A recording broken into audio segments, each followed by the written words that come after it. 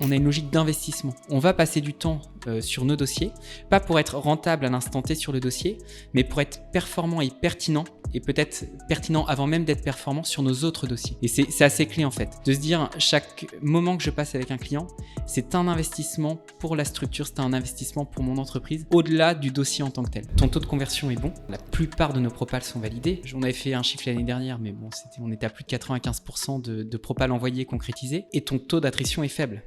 De fait, tu perds peu de clients parce que tu leur offres une qualité de service qu'ils ont envie de conserver. On va mettre au cœur la satisfaction client. On va mettre au cœur la clarté dans les honoraires, le legal design, la réactivité. On va de base penser à un dossier en commençant à faire le tour des conseils en place. Et c'est comme ça qu'on a monté le cabinet, en se disant faisons vraiment le cabinet que les clients voudraient avoir.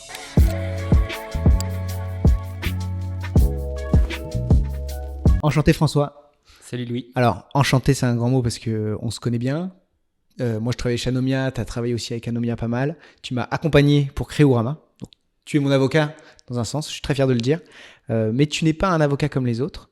Tu es passé aussi sur le podcast d'Anomia, mais on va en reparler pour ceux qui ne l'ont pas écouté. Et je vous invite à rester sur cet épisode parce que François est quelqu'un qui est un avocat entrepreneur particulièrement proactif et inventif. Et tu as une grande force dans ton parcours, c'est déjà tu as créé ton cabinet, mais, et on va en parler, tu as réussi à processer les choses pour faire quelque chose, une boutique hyper rentable, efficace, aussi bien pour le client que pour toi en termes de gestion. Et donc, tu as créé une belle machine qui permet que tu as envie de partager aujourd'hui. Alors, c'est un projet, on va en parler aussi. Donc, je te laisse d'abord te présenter avant de spoiler trop sur cet épisode-là. Et puis ensuite, je te poserai plein de questions autour de tout ça. Merci Louis. Bon, écoute, je garderai cette présentation d'Achef. C'était super. Je pense que c'est un bon résumé. Ouais, je suis avocat en droit des affaires. Je fais du conseil en droit des affaires depuis presque 15 ans maintenant.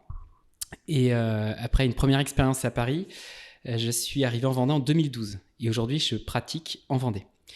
Et en 2017, on a monté un cabinet, une boutique, comme on l'appelle, une boutique de droit des affaires, qui s'appelle Achef Avocat. Et aujourd'hui, notre cœur de métier, c'est vraiment le conseil aux TPE, PME, que ça soit des acquisitions, tout ce qui est transactions, levée de fonds, sur le Grand Ouest et à Paris. Et on est une équipe de 5 collabs vraiment orientés droit des affaires au sein du cabinet. Trop bien. Et alors, pourquoi tu as lancé ta boutique ? Donc aujourd'hui, vous êtes 5. Comment tu as réussi à atteindre une belle taille de cabinet, parce qu'en Vendée, vous n'êtes pas très nombreux. Vous êtes, tu me parlais le barreau de La Roche, 170 avocats, quelque chose comme ça. Donc, pourquoi tu as créé ce cabinet et comment tu as réussi à le faire grandir au fur et à mesure du temps ? En fait, le déclic pour entreprendre dans le droit, tu vas me dire tous les avocats sont entrepreneurs, mais vraiment pour monter le cabinet. Ça a été donc de courant 2016, il y avait pas mal d'études, d'enquêtes de satisfaction, de positionnement de la profession d'avocat. Et je les avais toutes imprimées, toutes reprises. Et je me suis rendu compte que finalement, et ça a évolué, mais notre profession répondait pas forcément bien à ses clients. Il y avait des insatisfactions sur la facturation avec le taux horaire, sur la dispo des avocats. Le côté parfois un peu trop solo dans notre pratique, le fait qu'on soit pas forcément clair, tu vois, tous ces sujets-là. Et j'ai eu l'intuition qu'on pouvait répondre à tous ces enjeux pour vraiment demain offrir la meilleure expérience client possible. Mais que pour ça, l'idéal, c'était de monter une boutique. Et alors, c'est une expression qu'on entend beaucoup, la montée by design, c'est-à-dire se dire dans l'ADN du cabinet, on va mettre au cœur la satisfaction client. On va mettre au cœur la clarté dans les honoraires, le legal design, la réactivité. On va de base penser à un dossier en commençant à faire le tour des conseils en place. Et c'est comme ça qu'on a monté le cabinet, en se disant faisons vraiment le cabinet que les clients voudraient avoir. Trop bien. C'est vrai que lorsqu'on a créé Ourama, j'ai reçu... les choses sont faites très fluides et finalement ça a pris peu de temps, mais c'est même pas une histoire de temps, c'est j'avais de la dispo si tu avais besoin. Je savais quelqu'un à qui parler si j'avais des questions. Mais finalement, dans ce que tu m'envoyais et dans la manière dont tu présentais les choses, par une présentation, un PowerPoint bien ficelé, les questions à laquelle tu répondais, etc. Enfin, on sentait qu'il y avait un objectif de processer les choses pour que le client soit à la fin... en fait, c'est bon, j'ai plus de questions, c'est très clair. je signe, les choses se passent, j'ai un visu de comment ça va se passer, et en fait, tout roule. Alors, on était sur la création d'une société relativement classique, mais j'imagine que comment tu as réussi en fait à mettre en place tout ça pour un petit peu tous les dossiers que tu arrives à avoir. J'imagine que pour une levée de fonds, c'était un petit peu plus compliqué. Comment vous avez fait processer les choses au fur et à mesure, et comment tu arrives à justement trouver qu'il y a un espèce de, je sais pas, un pain point sur un certain moment de certaines procédures ou d'une manière d'une certaine prestation. Alors, en fait, il y a eu plusieurs étapes. Il faut se dire qu'au début, on a fait énormément d'itérations. On a essayé, ça marchait pas. On a pris sur les créations de sociétés, si on crée 80 sociétés par an, on en essaye 20 d'une manière, 20 d'une autre, dans la manière de présenter les choses. Et on essaie de retenir ce qui va ou ce qui va pas. Ce qu'on a énormément fait, en fait, c'est des interviews clients. Des interviews clients ou, par exemple, des questionnaires. Quand je dis des questionnaires, on allait rencontrer tous les porteurs de projets d'une pépinière. Et on leur a demandé, par exemple, quel est votre point en souffrance quand vous créez une société. Nous, on s'attendait à ce que ça soit des statuts de qualité, des trucs. Et en fait, ils s'en foutent. Évidemment, ce qui est sorti le plus, c'est de dire comment savoir si je vais être indemnisable ou comment savoir quand créer la société par rapport à l'indemnisation pour un créateur, par exemple, d'entreprise. Donc, c'est quelque chose qu'on a travaillé parce que pour nous finalement, tu as fait des études de droit, tu es avocat. Ce truc-là, c'est un peu secondaire. Donc, on s'est pris le règlement général d'ACEDIC et puis on a travaillé ce point-là. Et en fait, on s'est rendu compte que les clients attendaient des choses pas là où on pensait, nous, avoir la valeur ajoutée. Toujours sur la création de société, tu les as eu, ces mails à la fin. Quand tu obtiens le CABIS, on t'envoie un mail copie expert comptable avec et les statuts signés, le CABIS. Parce qu'on s'est rendu compte que les clients, systématiquement, avaient le CABIS. Ils envoient ça à l'expert comptable qui demande les statuts signés. Ils ont du mal à aller chercher le parapheur quand ça a été signé en électronique. C'est 3 fois rien. Mais ce 3 fois rien, c'est ce qui améliore l'expérience client. Et il se dit, waouh, c'était fluide. On lui dit, attention, tu vas te faire arnaquer, tu vas recevoir des propositions de t'enregistrer sur info public, machin. On prévient. Tu vas pas recevoir tes premiers courriers des impôts parce que ta boîte aux lettres, t'as pas mis le nom de ta société. C'était les 5 petits réflexes à avoir au moment où tu as créé la société.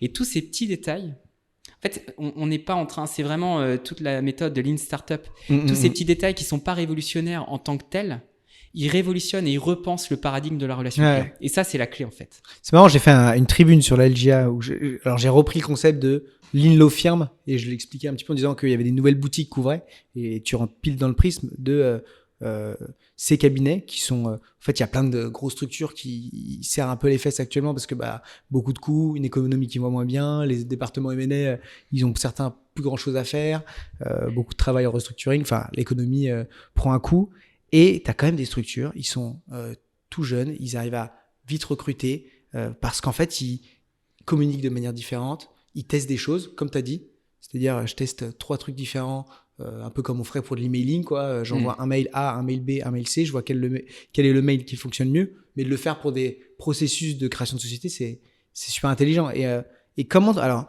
il y a un peu sur cet aspect quelque chose qui, je pense, intéressera certains avocats qui veulent essayer d'améliorer l'info qu'ils donnent à leurs clients, c'est comment tu arrives à hiérarchiser, parce que tu pourrais donner finalement envoyer 10 mails et dire voilà tout ce qui va se passer, sauf que le gars il reçoit 10 mails, il les lit pas.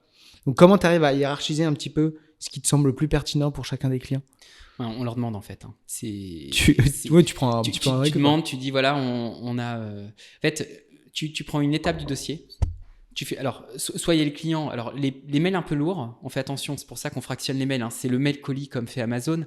Le mail un peu lourd, tu as forcément un client. À un moment, on a un gros client qui un jour nous répond à notre mail trop long, j'ai pas lu.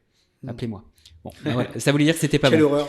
C'était voilà, tu te fais recadrer. On avait l'impression, c'était sur des prestations intra-groupe, on avait l'impression d'avoir fait le truc du siècle. On avait passé 20 heures dessus. Bon, c'est parti à la poubelle en 30 secondes, mais c'est le jeu finalement de l'entreprise.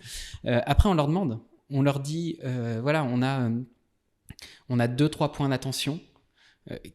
Alors, évidemment, on va hiérarchiser d'un point de vue technique les points sur lesquels on ne peut pas faire d'impasse. Et eux, de toute façon, on pousse ça aux clients. Mais sur d'autres sujets, en fait, ce sont les clients qui vont nous aider à hiérarchiser. On les rappelle après, on leur dit voilà, comment est-ce que tu as apprécié, t'as apprécié cette expérience, ce dossier, qu'est-ce que tu en as pensé, qu'est-ce qui était bien, qu'est-ce qui était moins bien. Et là, en fait, on adapte, tout simplement. Ça demande, en fait, et là, c'est là où on est plus dans une logique d'entreprise que de cabinet, on va dire libéral, c'est qu'en fait, on a une logique d'investissement. On va passer du temps sur nos dossiers, pas pour être rentable à l'instant T sur le dossier, mais pour être performant et pertinent, et peut-être pertinent avant même d'être performant sur nos autres dossiers. Et c'est assez clé en fait, de se dire chaque moment que je passe avec un client, c'est un investissement pour la structure, c'est un investissement pour mon entreprise, au-delà du dossier en tant que tel. Ouais, et ça, c'est trop intéressant parce que je rencontre tellement d'avocats qui me disent j'ai pas le temps de développer, je suis débordé. Mais en fait, il y a accepter une situation qui est terrible, mais le fait que justement tu dis bon, je vais me mettre un petit peu dans le jus parce qu'en fait, plus tard, ça va se passer de manière beaucoup plus fluide. Et en fait, on a tendance à vouloir produire. Et je pense que les avocats, c'est la même chose. Tu vas nous pareil sur les sites internet, mais c'est toujours se dire attends, là, ça s'est pas passé très bien. Qu'est-ce que j'aurais fait? Je découpe tout mon processus. Il y a un moment, ça a bugué là. Et tu trouves un petit peu des solutions et tu les testes. Et c'est smart. Je me permets une petite pause dans le podcast pour vous présenter Ourama, qui est notre agence où on développe des sites internet à destination exclusive des professions réglementées, c'est-à-dire avocats, notaires, experts comptables, gestionnaires de patrimoine, cabinets de conseil. Concrètement, qu'est-ce qu'on fait? Eh bien, on vous accompagne dans la création de votre identité graphique, dans la création de votre site internet et ensuite dans son référencement.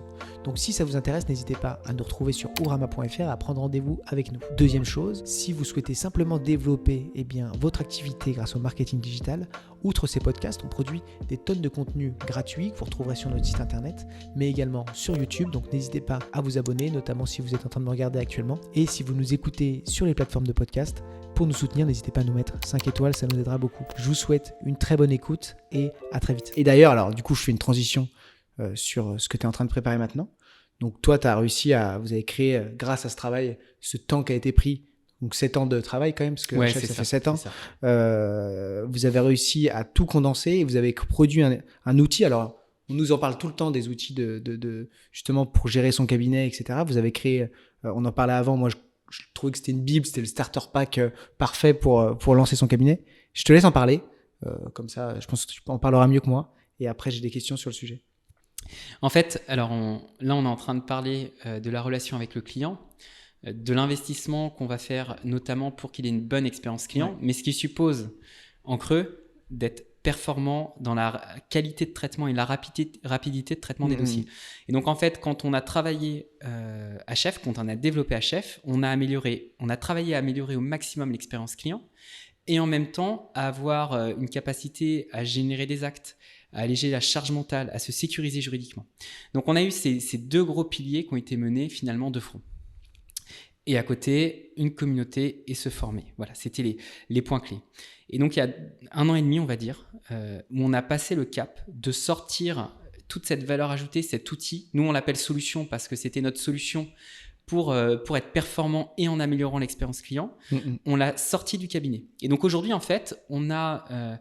alors le terme est pas sexy, mais j'allais dire, on a un back-office de rêve où on a la Bible, le starter pack pour pouvoir faire vivre le cabinet, le faire tourner par gros temps. Parce que c'est quand même un gros temps pour les avocats aujourd'hui. Hein. On est dans un contexte où on est challengé, où le marché est complexe. Et donc, Solution. Alors, il faut savoir que Solution, donc, ça se destine aux avocats conseils en droit des affaires. Donc, le cabinet, finalement, est un client de Solution et on a aujourd'hui d'autres clients de Solution qui sont des avocats, notamment à Paris, à Bordeaux, qui l'ont rejoint. C'est un moyen d'améliorer l'expérience client avec tous ces retours d'expérience, toutes ces itérations qu'on a faites. Et c'est aussi un moyen d'être extrêmement performant et d'aller chercher une rentabilité sur le traitement des dossiers. Pour le dire simplement, ça permet d'être au forfait, pas au taux horaire.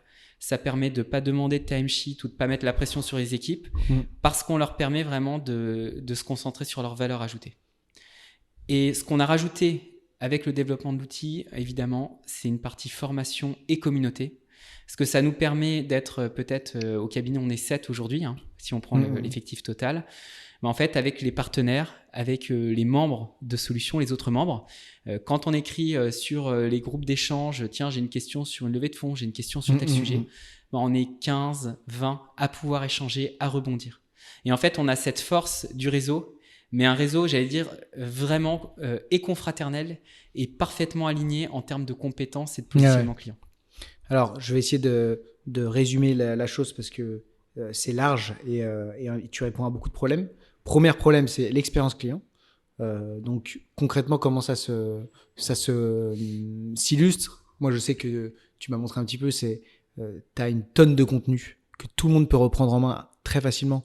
Vous utilisez en plus Canva, donc ça, pour ceux qui ont l'habitude de l'outil, c'est hyper simple et beaucoup plus simple qu'un PowerPoint, etc., qu'un Infernal. Qu'est-ce que les gens vont aller chercher là à l'intérieur exactement, et qu'est-ce qu'ils vont pouvoir modifier Alors, en fait, ils peuvent tout modifier et ils peuvent prendre tout le contenu. Donc, déjà, si on prend, c'est très libre. Hein. Tu peux donner un exemple concret comme ça Par exemple, tu veux faire un pacte d'associés. J'ai des clients qui ont besoin d'un pacte d'associés. On a un support pédagogique sur qu'est-ce que s'associer. Ouais. Qu'est-ce que c'est un associé? Quels sont les enjeux? Pourquoi j'irai m'associer? Pourquoi ne pas s'associer? Donc ça, tu as un support qu'on a déjà, par exemple, ce support-là, j'ai déjà utilisé 2 fois pour faire des interventions. Ouais. J'ai de la matière. Évidemment, qu'on logote à chef quand on l'utilise, quand un confrère l'utilise, c'est sous son code couleur. Ouais, bien sûr. Donc, c'est une marque blanche, en fait. Hein. Ouais. Derrière, on a une proposition de service adaptée en legal design qui met en avant la valeur ajoutée. Hein. Parce que la valeur ajoutée, c'est la rédaction, c'est la partie technique, c'est le minimum vital, mais c'est surtout l'écoute en amont. Et c'est ça qui est la valeur ajoutée, les échanges. Et on a un questionnaire pédagogique adapté qui présente l'ensemble des clauses. Trop bien. Donc ça veut dire que quelqu'un qui bosse avec Solution, nous, quand on l'utilise, on est capable en direct de présenter les enjeux au client, de lui envoyer un questionnaire, de lui expliquer combien ça lui coûte, selon quelle méthode.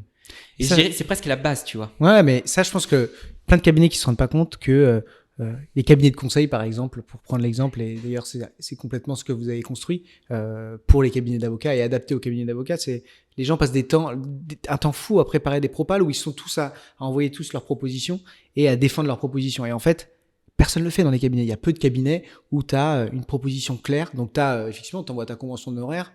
Moi, je vois une convention d'honoraires avec 4 lignes qui va m'expliquer ce qui va arriver, avec 4000 balles à payer. Je me dis, bon, fais chier, quoi. Et par contre, quand tu doubles ça avec effectivement une proposition claire en disant, voilà comment ça va se passer, voilà ce que ça va apporter, attention à ces points-là. Tu sais, t'es déjà dans le conseil. Et donc, tu te dis, ah bah, en tout cas, c'est sûr et certain. Alors, je sais pas si tu as des chiffres, mais entre 2 personnes qui m'offrent la même proposition, c'est sûr que je vais sur celle qui a su m'expliquer. Alors après, il y a l'aspect humain, bien entendu. Mais si déjà tu es dans cette dynamique de donner du conseil grâce à effectivement des documents qui sont déjà préparés, etc., je suis sûr que dans ton discours, tu es déjà meilleur. En fait, ce que ça amène derrière, au-delà de la satisfaction client qui est la recherche, parce qu'on veut avoir des clients contents d'avoir fait appel à nous, qui voient le droit comme un investissement et pas comme une dépense. Hein. Ça, c'est des choses qu'on entend souvent, mais c'est vraiment clé. Ton taux de conversion est bon. C'est clair. On a la plupart de nos propals sont validés. On avait fait un chiffre l'année dernière, mais bon, on était à plus de 95% de propals envoyés concrétisés. Et ton taux d'attrition est faible. De fait, tu perds peu de clients parce que tu leur offres finalement une qualité de service qu'ils ont envie de conserver. Ouais. Ils sont bien, finalement, il n'y a pas de sujet de sujet douloureux dans la relation. Donc ça, c'est clé. Et ça, c'est l'expérience client. C'est le premier pilier. Et ensuite, je trouve que c'est intéressant, le pacte. Et ben, qu'est-ce qu'on fait? On a, là, au printemps prochain, on a un séminaire d'une journée où on va travailler toutes les problématiques du pacte pour être évidemment d'excellents techniciens. Une fois qu'on a été des bons professionnels à l'écoute, on va être des bons techniciens sur la maîtrise des enjeux. Et on a un pacte, et on a du wording, et on a une actualisation qui nous permet d'être évidemment. Donc ça, c'est une fois que la personne a signé, vous avez tous les docs adaptés, prêts. C'est-à-dire que le mec qui se lance et qui doit aller demander à tous les copains, t'as pas un pack d'associés à me filer qui est tout pourri, ou t'as toutes les erreurs qui ont été faites, des modifs qui ont été réalisés. Enfin bref, tu sais pas ce que t'as reçu.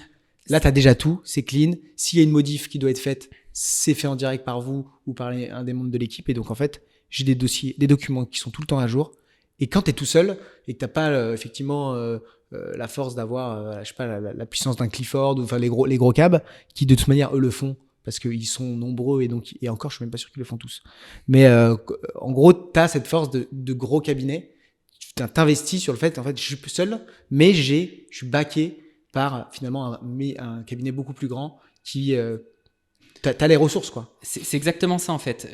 J'allais dire, évidemment, tu as cette partie, avant même la rédaction, tu valorises, parce qu'avec l'intelligence artificielle, avec l'automatisation, il faut valoriser cette dimension d'écoute, d'échange, de conseils stratégiques. Et ensuite, sur la rédaction, nous, c'était un point clé. Et c'est un des aspects de la jeunesse de solution, c'est de dire, on ne part jamais d'un modèle précédent. On part jamais d'un modèle où il y a le nom d'un dossier. On part toujours d'un modèle à zéro. clean. Et de modèles, en fait, la plupart se génèrent évidemment automatiquement, ce qui te permet de sortir une doc de fusion en moins d'1 heure, et c'est ces modèles-là qui sont en permanence mis à jour, ce qui fait qu'on est hyper serein. On sait qu'on est costaud sur nos actes et qu'on peut tout de suite aller se concentrer sur les points de négo, sur les points d'attention, sur les éléments vraiment où on va avoir le plus de valeur ajoutée. Ouais. En fait, ça m'a toujours fait penser, tu sais, on dit souvent l'avocat, soit tu as les artisans hors normes, les orfèvres, soit tu as les usines, enfin, il y a une sorte un peu de dilemme entre les deux. En réalité, on est et l'un et l'autre. On doit savoir être dans de la production et de l'usine sur la génération des actes, dès lors qu'on a été orfèvre dans la qualification des besoins. Et évidemment, les 2-3 clauses un peu spécifiques qu'on va bosser, on va les bosser à fond. Tout l'enjeu, c'est d'être capable de consacrer le temps quand il faut l'avoir, quoi. Tu vois, c'est là où, en fait, l'ambition, c'était tout simplement parce qu'on a développé ça. On n'est pas une start-up au sens où on n'est pas hors du droit. On est des avocats qui avons développé ça. C'est qu'on a essayé de faire quelque chose qui correspondait à nos besoins au quotidien. Et ça change tout. Et après ça, donc du coup, j'ai ce qu'il faut que j'envoie à mon client avant, pendant, après. J'ai tous les actes pour produire et j'ai à dispo des tonnes. Alors, droit des affaires aujourd'hui surtout. Donc, bon. Les autres viendront peut-être un jour, mais déjà, ça répond à une belle problématique. Et ensuite, tu les formes, parce que pour avoir vu l'outil, c'est très clair, mais j'imagine qu'il faut quand même savoir le prendre en main. Moi, je suis à l'aise avec un ordinateur, donc moi, ça me paraissait... moi, je me vois tout de suite rentrer, je ne suis pas avocat, mais je me vois rentrer dans les docs et très vite trouver ce que j'ai besoin. Mais bon, tu formes quand même les personnes à utiliser tout ça pour qu'ils puissent le prendre en main. J'imagine que tu as des formations sur l'outil Canva, tu as des formations pour modifier les docs de manière hyper efficace, etc. Oui, en fait, sur la formation, on a 2 piliers. On est vachement en 2 piliers aujourd'hui. Le premier, c'est... Alors, j'ai pris le terme parce que je l'ai découvert chez Anomia. Donc, c'est l'onboarding, c'est-à-dire d'accueillir les personnes. Et en fait, quand on parle d'onboarding, on a... Donc, c'est un petit parcours comme un jeu, comme Duolingo pour ceux qui connaissent. Et en fait, ça commence par connectez-vous, quoi.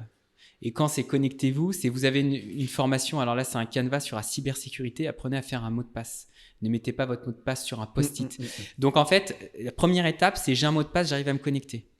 L'étape 2, c'est je comprends où cliquer pour aller dans quelle partie. Ça, c'est des vidéos. On a une étape, c'est apprendre à copier-coller un dossier. Et en fait, on reprend le b.a.-ba. Alors, évidemment, tu peux sauter les étapes si tu es assez à l'aise ou sinon tu prends le temps. Mais l'idée, c'est vraiment de prendre par la main, d'accompagner. Alors, évidemment, avec des phases où on se voit sur des demi-journées pour former les personnes. Mais c'est de permettre à quelqu'un, finalement, qui a fait du droit, mais qui est néophyte sur tout le reste, on pourrait dire, d'être capable d'arriver en autonomie totale. Et ça, pourquoi ? Parce qu'on l'a d'abord mis en œuvre pour intégrer nos collaborateurs, nos stagiaires. Au cabinet, on estime qu'en 48 heures, n'importe quel stagiaire doit être capable de faire une consti ou une appro de compte, évidemment avec une double relecture, mais avec un travail en autonomie. Et donc, ce parcours d'onboarding, on l'avait développé comme ça, et aujourd'hui, on l'étoffe. Et ce qu'on est en train d'ajouter, ce qu'on ajoute à ce premier bloc d'onboarding, c'est une formation tous les mois. En droit des affaires, donc une formation en droit des affaires chaque mois, et une formation, on va dire, périphérique, droit fiscal, droit social, intervention d'un CAC, voilà, autour. Pour avoir un truc assez complet, assez dense, qui te permet de toujours être à jour et d'être assuré, en fait, réassuré sur ta pratique. Mais c'est trop bien parce que ça fait aussi une formation un peu business, parce que y a plein d'avocats qui se lancent, ils n'ont jamais été associés, ils n'ont jamais envoyé de propal, ils n'ont jamais fait de rendez-vous client, donc c'est un peu ils rentrent dans le tas, et tout de suite, ce qui est bien, c'est qu'ils ont les bases de et ce qui se faisait peut-être même pas dans leur propre cabinet, c'est appel de découverte où je comprends bien, je note tout ce qu'il faut, ensuite derrière, boum, j'envoie une propale et en fait, je processe mon truc. Et du coup, tu sais, quand les choses sont processées, il y a un stress qui s'en va, quoi. Moi, par exemple, c'est tout con, mais en ce moment, j'envoyais des propales un peu par-ci, voilà, et je mettais pas en place un petit rendez-vous de closing une semaine après. C'est tout bête, hein. Mais en fait, ça voulait dire que j'envoyais j'allais peut-être gagner de l'argent, mais je savais pas quand. Donc en fait, j'avais aucune vision de comment ma boîte allait grandir dans les mois qui viennent. Et puis alors, mon associé c'est Valentin, il m'a engueulé, il m'a dit mais non, c'est pas normal, il faut que tu mets ça tout de suite. Mais en fait, aujourd'hui, je me dis mais c'est bon, là j'ai envoyé 10 propales, je sais qu'il y a 7 personnes sur 10 qui en règle générale acceptent de bien respecter le rendez-vous de closing. Je sais qu'il y a 50% qui close, donc je sais que je vais gagner sur la semaine prochaine 10 000 euros. Et en fait, tu vois, le stress qui s'en va, quoi. Et quand vous pareil, quand tu as mis ça en place dès le début de ton cabinet, mais en fait, ça découle. Et je pense que c'est un peu l'idée que tu essayes d'envoyer, quoi. Complètement. En fait, une fois encore, c'est exactement ce que tu dis. C'est des choses qui ont l'air assez évidentes une fois qu'elles sont mises en place. C'est évident, mais il y a un vrai travail. Personne ne savait en réalité. C'est par exemple, on s'est rendu compte dans notre questionnaire, on a une fiche de premier rendez-vous. Hein. On qualifie les besoins et on doit qualifier donc en une phrase le besoin vraiment du rendez-vous. Ouais. Pourquoi le client est venu nous voir. Et en fait, ce qui est très intéressant, c'est que déjà, ça te permet vraiment de te rassurer parce que souvent, il te reprend un petit peu et tu as exactement ce qu'il attend, que tu lui mets dans la propale. Et au rendez-vous suivant, parce qu'on a toujours un rendez-vous après pour débriefer, que ça soit un pack, une levée de fonds, une émission, enfin, on reprend, on commence par cette phrase. On s'est vu la première fois, vous m'avez dit que, et on part de la phrase avec les mots du client. Mais rien que ça, on est complètement dans le bon chemin et on commence finalement avec généralement un feu vert, c'est-à-dire le client qui dit c'est exactement ça mon besoin. Et ben en fait, c'est bête, mais quand on partage avec des confrères et qu'ils le mettent en œuvre, tu te dis ok, là on est vraiment au cœur du truc parce qu'en fait on s'ajuste, on est sûr d'être parfaitement aligné avec le client. Mais tout ce chemin, tout ce process, en fait, ça a été du temps, ça a été des essais jusqu'à un moment de se dire ok, là on tient quelque chose. Et c'est là où ce qu'on a essayé finalement de faire et de partager, c'est de se dire, ok, le fruit de cette expérience, cette exigence qu'on a pu avoir sur X années, autant permettre à tous ceux qui veulent, que ça soit en interne avec nos collaborateurs ou avec les membres de Solutions, d'aller beaucoup plus vite demain pour développer. On a quand même un enjeu, c'est que notre profession soit forte et homogène dans son ensemble. Hein. Performer tout seul dans son coin, c'est bien, mais c'est pas suffisant. Ouais. Et quand tu parles, parce que en plus, ce qui est trop bien, alors je vois ça dans 3-4 ans, tu vois. Y a une communauté qui se crée. Les process vont être assez similaires pour chacun. Ils vont avoir des problématiques qui sont peut-être équivalentes. C'est sûr et certain que si ça part, il y aura des associations qui se fera au sein de la... Je suis sûr que tu y as déjà pensé, tu vois, mais au sein de la communauté Solutions. Moi, ce que je me posais comme question, alors c'est vrai que le monde des avocats, pour en avoir parlé beaucoup avec les candidats au bâtonnat, t'as toutes les associations possibles, t'as l'association de surf, t'as l'association de machin, enfin, les avocats adorent finalement passer du temps ensemble, même s'ils en passent assez peu, mais il y a de quoi faire. Mais là, en l'occurrence, toi, tu crées une communauté, comment ils vont arriver à se connecter entre eux? Est-ce que tu as mis en place des canaux WhatsApp? Comment les gens discutent dans la communauté? C'est en fait, on a tous les aspects. C'est-à-dire qu'on va avoir sur nos points mensuels des retours d'expérience d'un membre qui dit « Moi, j'ai eu un dossier un peu atypique, j'ai une problématique, j'aimerais vous la partager. » Donc là, c'est un lieu d'échange privilégié pour un membre. On a les séminaires qui offrent des temps de convivialité et des temps d'échange au-delà même en fait des aspects purement techniques. Et après, évidemment, on a des canaux type WhatsApp où on a j'ai un souci. J'ai une question sur un pricing, je suis pas à l'aise sur une facturation, sur un point. Oui, parce qu'il y a l'aspect pricing, technique. On n'en a pas parlé, mais c'est important. Et en fait, tu vois, quand on va parler, par exemple, d'une thématique, on va évoquer donc toutes les difficultés, on va faire un tour de communauté. Quelles sont les difficultés qui ont été rencontrées? Quels sont les points techniques? Éventuellement, quelles sont les variantes sur un point technique, hein, moi, j'ai des clients, des fonds anglo-saxons qui veulent ça. Moi, mes clients, c'est plutôt de l'industrie, ils veulent ça. Donc, il y a tout ça et il y a la question du prix et le pricing. Et là, en fait, on essaie d'avoir une approche en disant, voilà, tel type de mission, c'est entre 2000 et 4000. Certains font à 6 ou 7, mais pour telle raison. Et en fait, ça te permet aussi de te rassurer, te dire, OK, la communauté, globalement, tu as des prix, pour peu qu'il y en ait, des prix province, des prix Paris. Sur ces prix-là, tu peux avoir des prix supplémentaires sur tel aspect. Et ça, c'est hyper riche parce qu'en fait, tu as cet échange, on s'est rendu compte dans la communauté, tu as un échange vraiment en vérité où on peut partager. Et on se rassure, mais on a la même chose sur les garanties d'actifs qui sont souvent des points négociés.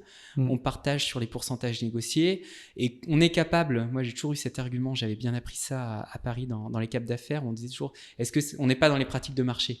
Mais là on est vraiment capable de dire, on n'est pas dans les pratiques de marché, pas parce que c'est une sorte d'argument d'autorité, mais parce qu'on a 20, 30, 40, 50 dossiers derrière nous, on a compilé la data et on sait qu'on est cohérent sur ce qu'on donne. Ouais, sur les prix, etc. Et ça, il y a plein de gens qui se lancent... Ils sous-facturent de fou. C'est d'ailleurs, pour donner un exemple très concret, je pense qu'il l'assumera, il en a parlé pendant le podcast, Guillaume Delors, qui avait fait avocat en droit social sur du burn-out, et il s'était retrouvé débordé parce qu'il avait cartonné et il avait sous-facturé. Et il s'est retrouvé dans un enfer de plein de clients à gérer sans gagner beaucoup d'argent. Alors qu'en fait, ce gars aurait pu cartonner. Aujourd'hui, ça va beaucoup mieux, il a endigué, il a monté ses prix. sans se dévaloriser, sans surfacturer, au contraire, simplement en adéquation avec ce qu'il aurait dû facturer dès le début. Et il y a un tabou un peu autour de tout ça pour plein d'avocats. Ils n'osent pas donner leur prix. Alors ils se demandent entre confrères, mais si tu demandes aux confrères qui sous-facturent, t'es mort. Si tu demandes aux confrères qui surfacturent, parce que lui, en fait, il a un réseau de fous et tu le savais pas, t'es mort. Donc en fait, c'est important d'avoir un peu des idées de base, quoi. Complètement. Nous, on a dans les prix, parce que via Solution, on présente des prix, puis après, c'est challengé. On a une prestation sur les opérations d'acquisition. On s'est fait reprendre par la communauté en disant, vous êtes gentil, chef, mais vous n'êtes pas du tout sur les prix de marché, donc il va falloir reprendre ça. Et ça nous rassure, parce que finalement, moi, c'est un point sur lequel j'étais pas hyper à l'aise d'un point de vue commercial.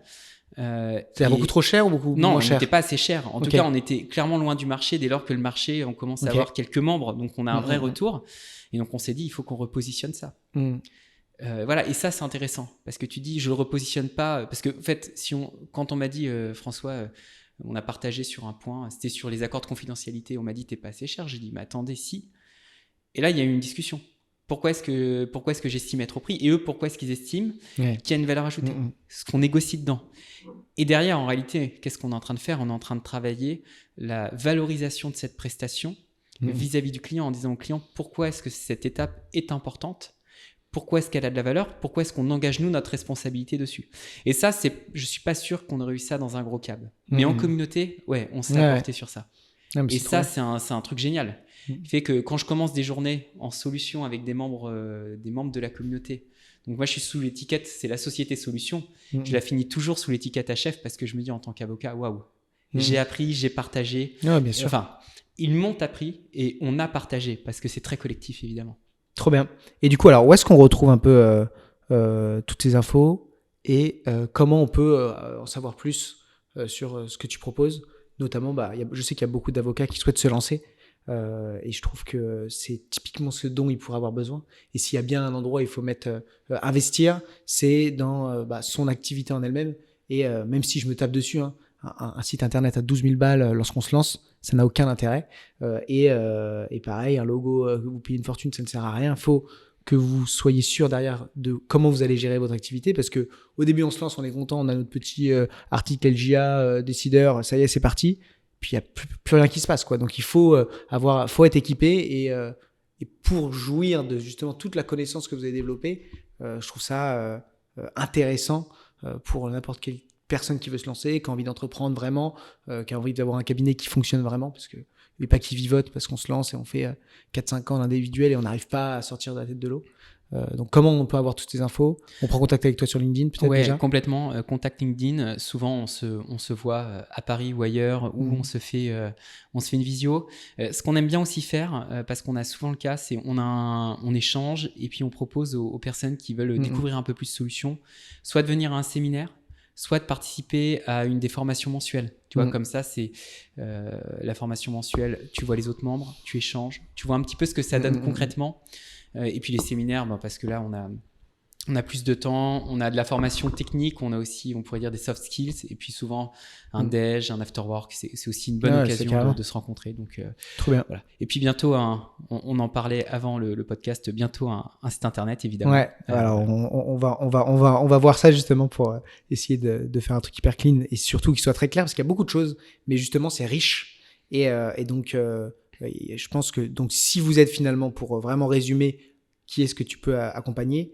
Quelqu'un qui se lance ou seul ou à plusieurs dans un cabinet pour lancer leur cabinet d'avocat en droit des affaires, la personne qui a de la trésor, qui a envie de s'organiser et de mieux gérer son cabinet pour passer à un nouveau niveau, je pense que c'est des personnes qui sont complètement adaptées. Et puis peut-être demain des cabinets qui finalement, même s'ils sont plus grands, n'ont jamais pris le temps d'avoir mis en place tous ces éléments-là, et peut-être que tu auras des solutions peut-être plus adaptées pour eux, enfin on verra. Mais avec l'équipe, quand on s'était dit mes solutions, qu'est-ce que c'est en fait? C'est l'équipe qui m'avait dit c'est l'outil dont on avait besoin pour prendre du plaisir en tant qu'avocat sans finir à pas d'heure. Ouais. On pourrait dire ça. Mais c'est ça. Et puis ça se trouve, c'est aussi ces personnes-là que tu vas avoir, c'est des gens qui ont envie de bien gagner leur vie, mais qui vont comme on marre effectivement de passer des heures à des trucs qui n'ont aucun intérêt et de se baquer beaucoup mieux. C'est ça. Profiter de leurs amis, de leur famille, mais en faisant un bon boulot. Trop bien. Merci François, j'espère que ça t'a plu. Merci. Et puis allez le voir sur LinkedIn, C'est vraiment une belle solution et je suis très content que tu sois passé pour présenter tout ça. À très vite. À très vite. Ciao.